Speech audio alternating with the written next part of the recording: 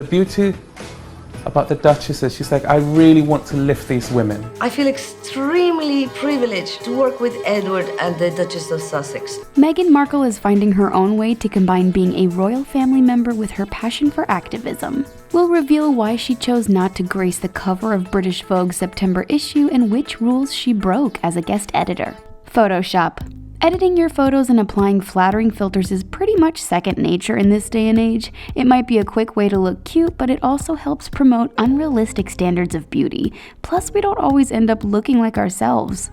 This is an issue even the gorgeous Meghan Markle has had to deal with, like when she graced the cover of Elle France. Fans were shocked to see the Duchess of Sussex without her signature freckles. The magazine has removed them along with her mole, and even the Duchess wasn't happy about it. She claims having her skin tone adjusted and her freckles airbrushed out is a pet peeve and offered an inspiring message to her fellow freckled citizens. The Duchess quoted her father by saying, "A face without freckles is a night without stars." Clearly, Meghan Markle isn't a fan of magazines messing with her natural beauty, and she's not afraid to make that known. When she collaborated with British Vogue, she was particular about how her photos would be edited. Primarily, she made it clear that she wanted to appear as her stunning self, which includes her freckles. Even when Meghan gets her makeup done, she makes sure never to cover up one of her favorite features, even on her wedding day. According to famous photographer Peter Lindbergh, this was one unusual demand he was all too happy to accommodate.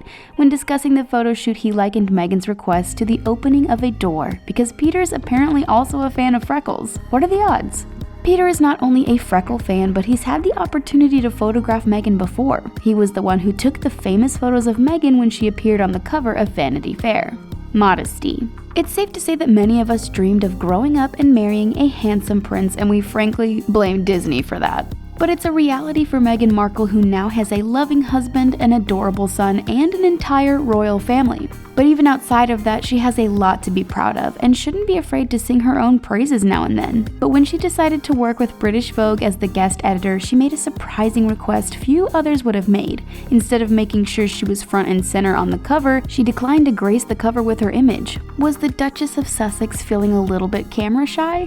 Although she subverted expectations, this act came from a place of humility. The Duchess simply felt it would be a little too boastful and self-aggrandizing to put herself on the cover. Instead, she wanted to focus her content on women she admires instead of using it as an avenue for self-promotion. Also, let's face it, Meghan could probably use a break from having her picture taken and splashed on the pages of pretty much every magazine under the sun. Ever since Meghan married into the royal family, people have been wondering how she would take to her new role. But apparently she's still looking for ways to support other women instead of just promoting herself. She expressed a desire to take the year's most read fashion issue and steer its focus to the values, causes, and people making an impact on the world today. The Duchess of Sussex claims she hopes readers will be as inspired as she is by the forces for change in this issue.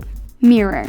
Okay, so we know Meghan Markle declined to appear on the cover in order to provide exposure to women she admires, but she also made quite the surprising request, which definitely went against the norm. For the cover, the Duchess of Sussex selected 15 different women who are all pioneers or activists in their own unique ways. There are models Adwoa Aboah, Chrissy Turlington, Adutta Ketch, as well as actresses Gemma Chan, Laverne Cox, Jane Fonda, Salma Hayek, Jamila Jamil, and Yara Shahidi. Also included are boxer Ramla Ali, New Zealand Prime Minister Jacinda Ardern, writer Sinead Burke, ballet dancer Francesca Hayward, writer Chimamanda Adichie, and activist Greta Thunberg. Those are the 15 women, yet the cover contains 16 different spots. So who got the honor of being featured alongside these incredible women? Instead of filling the space with another famous face, Meghan decided to include a mirror.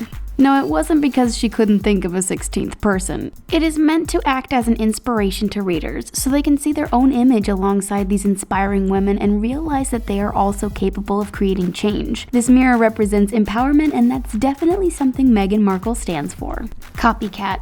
Being a member of the royal family means following tons of traditions with the whole world watching. As a newer member of the family, the Duchess of Sussex is constantly being compared to those who came in before her.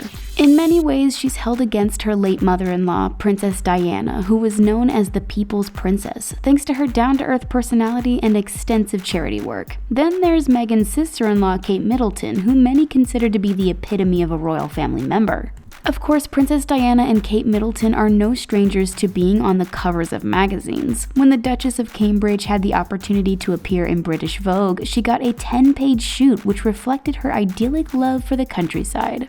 Princess Diana, meanwhile, would grace the cover 4 times during her lifetime. While Meghan is willing to learn when to curtsy and fit into the royal family, she does still want to stand out, and that means finding her own way. While she may be inspired by Kate and Diana, she knows she needs to set herself apart from them. Stepping back from the magazine cover and going in a different direction is a way for Meghan to bring her individuality to the project, as well as highlight those she believes are truly making a difference. Guest editor. Prior to marrying Prince Harry, Meghan Markle was an actress known for her role on Suits, in addition to maintaining a lifestyle magazine. While it's not forbidden for members of the royal family to work, many of them find it difficult to maintain outside employment because of their royal duties. Many people wondered how Meghan would adjust to this change of pace, but apparently she's finding ways to keep busy, and history-making ways at that.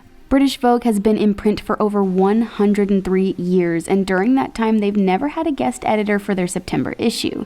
That is, until Meghan Markle received the honor. For months, the Duchess of Sussex worked to curate content in order to create this meaningful issue. She also had the opportunity to conduct an interview with former First Lady Michelle Obama and enjoy a conversation with famous anthropologist Dr. Jane Goodall. It seems like Meghan has much more on her itinerary than attending to her royal duties.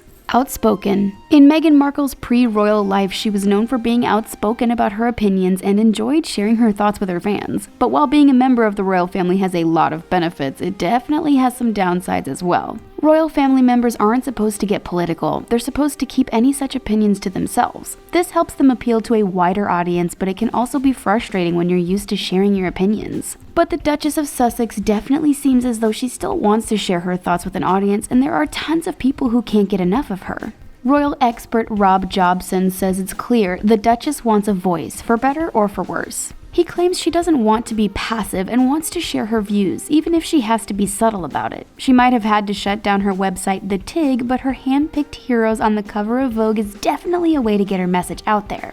One particularly risky choice was including New Zealand Prime Minister Jacinda Ardern, because it could alienate people who oppose her. Friendship. As we mentioned earlier, being a member of the royal family can be a full-time job. Meghan Markle is now part of a big family, and sometimes that means leaving your old friends behind, simply due to time constraints, distance, and priorities. But the Duchess of Sussex isn't afraid to use her connections, especially when it means putting together the perfect piece for Vogue. It turns out she knows many women featured in the September issue, including model Adwoa Aboah, whom she met at a King's College panel honoring International Women's Day. And she met Sinead Burke back in 2018 when she and her husband Prince Harry visited Ireland together. Meghan Markle also has connections to author Chimamanda Adichie, who she saw take place in a London-based discussion with Michelle Obama. And she got a preview of working with Jacinda Ardern since the two met previously when Meghan and Harry visited New Zealand. Jacinda even made a private visit to Kensington Palace back in January 2019. You wouldn't picture someone like Meghan as being prone to being starstruck, but apparently she was quite excited to meet Dr. Jane Goodall. She introduced her to her son Archie and admitted that Goodall was one of her childhood idols. Game changers. While there are tons of people excited about her work as the guest editor of Vogue, of course there are plenty of detractors. This magazine cover was supposed to reflect the Duchess's personality and opinions, and the audience was therefore expecting an original piece of work. But is it possible Meghan fell short? Why are some fans furious about this highly anticipated magazine cover? They believe it looks way too similar to another project Meghan worked on in the form of a book called The Game Changers by Samantha Brett and Steph Adams. Meghan supplied an essay for The Game Changer, and both the book and the magazine feature black and white photos of women along with the word change in a prominent position. According to Samantha and Steph, they have had tons of complaints about the similarities between their book and Meghan's Vogue cover. While they acknowledge the fact that imitation is the sincerest form of flattery, they claim the similarities are disappointing. Did Meghan cross a line here, or are the book and magazine distinct from one another? Yes, both feature 15 photos of women, but they are arranged in a different manner on each cover.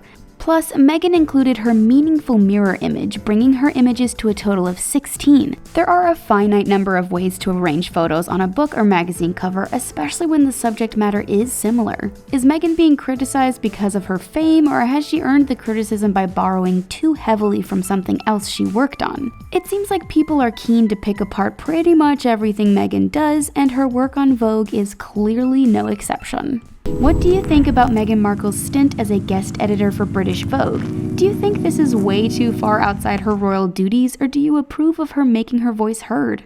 Let us know what you think in the comment section, and then click on the subscribe button for more videos from the Taco. Bye for now.